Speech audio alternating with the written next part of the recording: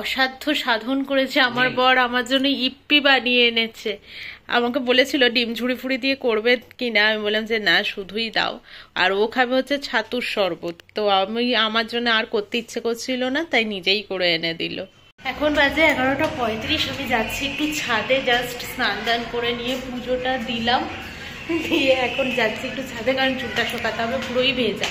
এতটাই রোদ দেয় না সাথে, যে মানে বেশিক্ষণ দাঁড়ানোও যায় না। হাওয়া তো থাকেই, তার সাথে যে রোদটা সেটা পুরো এত চড়া থাকে না যে বেশিক্ষণ দাঁড়ানোও যায় না। আবার রোদে এত রোদ প্রচন্ড।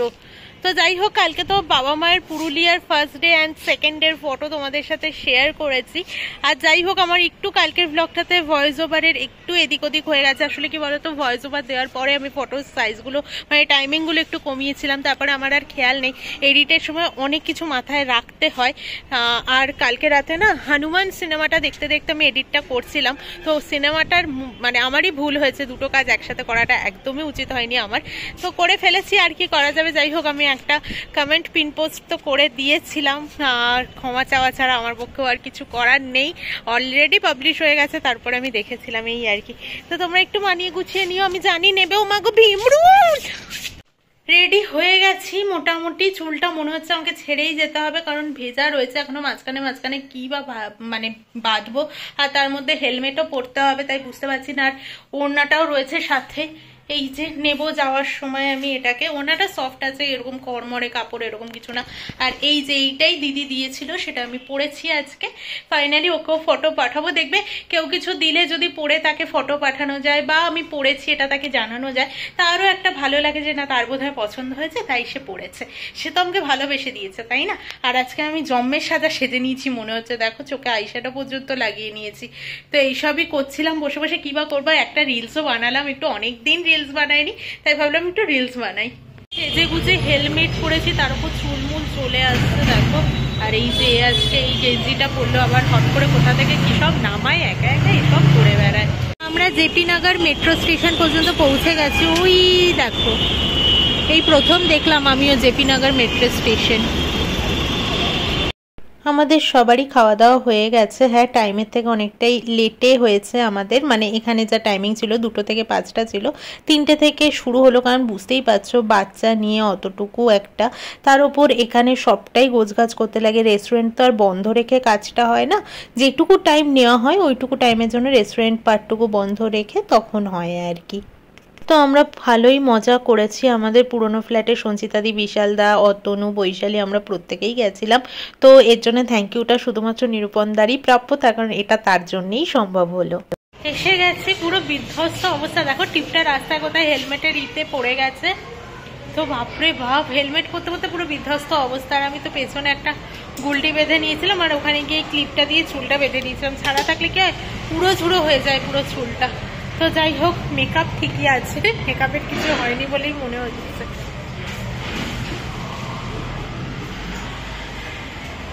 খেয়ে দিয়ে চালিয়ে আসতে কেমন লাগলো?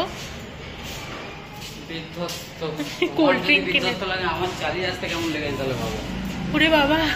খাওয়ানো হয়েছে হচ্ছে পনির ছিল, স্যালাড ছিল, ভেজ বিরিয়ানি, পটাটো ফ্রাই, আর chicken biryani, raita, pepper chicken, বলেছি না সবকিছু, হ্যাঁ, চিকেন কাবাব, আর হচ্ছে তোমার গোলাপ জামুন, আইসক্রিম, আর জুস ছিল। প্রথমে যাওয়ার পরে জুস দিয়েছিল, ওটা বোধহয় মিক্সড ফ্রুট জুস এরকম কিছু একটা হবে।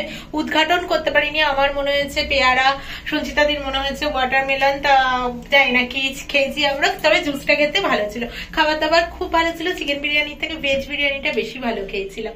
তো চলো ঘরে গিয়ে এই আদ্দালি জামা কাপড়গুলো আবার ছাড়ি। আমি একটু ঘুমিয়ে পড়েছিলাম, একটু বেশ ভালো ঘুম দিয়েই উঠেছো তুমি। ভালো ঘুমিয়েছি, কতক্ষণ ঘুমিয়েছি? 45 মিনিটের ওপর। 45 মিনিটের ওপর নাকি আমি ঘুমিয়ে গেছি। যাই হোক, আমি ফোনই দেখছিলাম, ফোনটা রেখে কখন যেন ঘুমিয়ে গেছি। দেখো মেকআপ টেকআপও তুলিনি, এইবার তুলবো। সন্ধে দিলাম উঠে না, আর হচ্ছে ওদিকে ওর জন্য চাটা বসিয়েছি। এসে কানের ফানের আংটি ফাংটি সমস্তটা খুলে ফেলেছি। এসব পরীক্ষার অতক্ষণ থাকা যায়? শুধু এবার শাখা বাঁধানোটা চেঞ্জ করব, সেটা কালকে করব বা পরশু করব। তো কালকেও ওর ছুটি আছে, অসুবিধে নেই। এখান থেকে কি নিয়েছো গো? ওড়নাটা এরকম করে রেখেছো,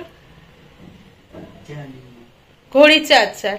মানে কি অবস্থা, কিছু গুছিয়ে রাখা যায় না ওর জন্য। দেখো না চুল টুলের অবস্থা, স্কুটিতে আসবো বলে চুলটাকে গুটিয়েছিলাম ওরকমই রয়েছে। আর রাত্রিবেলা ও বলছে কি করব, আবার বলছে চিকেন, ওখান থেকে গুচ্ছের চিকেন খেয়ে আসা হয়েছে। মানে সিরিয়াসলি চিকেনের 3টে আইটেম খেয়েছে, চিকেন কাবাব, চিকেন বিরিয়ানি আর পেপার চিকেন ফ্রাই। তো মানে কি বল, ফ্রাই না গ্রেভি ছিল একটু না, তো ওই আর কি ভীষণ ভালো ছিল খাবারগুলো। যাই হোক, তো ওকে আগে চাটা দিই, তারপর ফ্রিজ থেকে চিকেন বার করি। চিকেনের পাতলা ঝোল আর ভাত খাবেন বাবু। সিরিয়াসলি ভাত টানছে না এবার, কালকে থেকে আমরা ভাত খাইনি এখনো ঠিকঠাক। ফ্রাইড রাইস, মানে ফ্রাইড রাইস নয়, বিরিয়ানির ওপরে ছিলাম, কালকে হচ্ছে কচুরির ওপরে ছিলাম। কি গো, তো চলো চাটা আগে নিয়ে আসি, তারপরে আমি মেকআপটা একটু তুলি। রান্নাঘরে এলাম, এখন বাজে 9টা রাত্রি। তো এবার এলাম, আমরা দুজনে মিলে ঠিক করছিলাম যে খাবো কি খাবো না, বুঝতে পারছিলাম না ঠিক। তো ফাইনালি চলে এসেছি রান্নাঘরে। মাংসটাকে ধুয়ে নিয়েছি, ও বলে একটু হালকা করে চিকেন স্টু করো আর ভাত করো। তো আনলাম যে চিকেনের এত কিছু খেয়ে এসে আবার চিকেন, তোমাদের সামনেই বোঝা তখন কথাবার্তা হয়েছে। তো যাই হোক, বেশি খাটাখাটনি আমাকে করতে হবে না, কারণ আমার কাছে পেঁয়াজ আদা রসুনটা বাটাই ছিল, জাস্ট টমেটোটা কাটবো দিয়ে দেবো, এই প্ল্যানই রয়েছি আর কি। প্রেসার কুকারই করবো পুরোটা।